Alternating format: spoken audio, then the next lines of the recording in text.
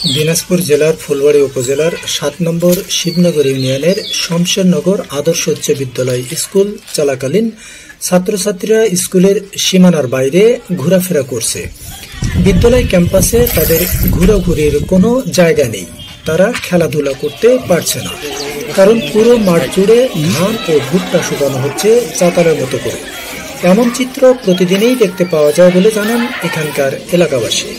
নাম প্রকাশে অনিচ্ছুক বিদ্যালয়ের এক শিক্ষার্থীর অভিভাবক জানান, বিদ্যালয়ের ক্যাম্পাসকে চাতাল হিসাবে ব্যবহার করছেন স্কুলের সভাপতির ভাতিজা মনোয়ার হোসেন। ক্লাস কি নাই? এখন ক্লাস নাই? হ্যাঁ, শেষ হলো? কয়টা ক্লাস হলো আজকে? 4টা ক্লাস হবে।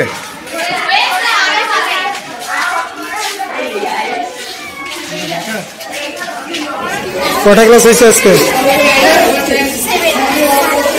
কয়টা ক্লাস হয়েছে আজকে? 4টে। এখন ক্লাস নাই? আসতেছে। আমি মোহাম্মদ মিজানুর রহমান কমল, শমশেরনগর উচ্চ মাধ্যমিক বিদ্যালয়। আমি এখানকার একজন বাসিন্দা, এখানে আমরা বসবাস করি। আমার বাড়ি এখানেই। আমার এই স্কুলে আমার 2টা মেয়ে লেখাপড়া করে।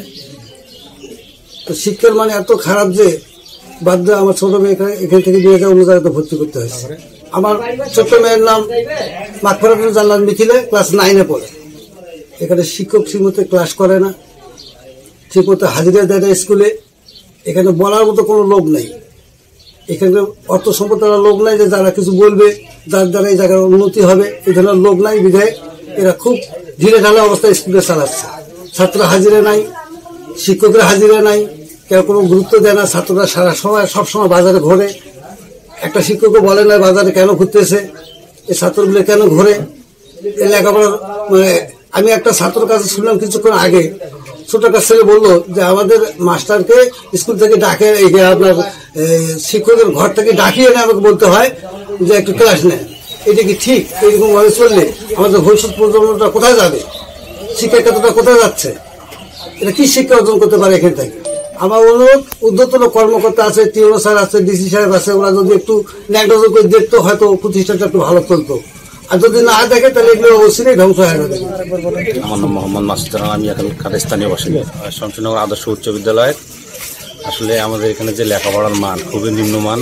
এখানে সময় মতো শিক্ষকেরা বিদ্যালয়ে আসে না, এবং ছাত্ররাও ঢিলাঢালাভাবে ওরাও সময় মতো আসে না। এবং দেখা যাচ্ছে যে এখানে যে শিক্ষার মান, এটা দিন দিন আমাদের নিম্নমানে চলে যাচ্ছে। তো এটা ঊর্ধ্বতন কর্মকর্তার কাছে আমাদের আবেদন, যাতে এটা সুনজর দিয়ে যাতে এটা সুবিচার হয়, এটা আমরা দাবি জানাচ্ছি।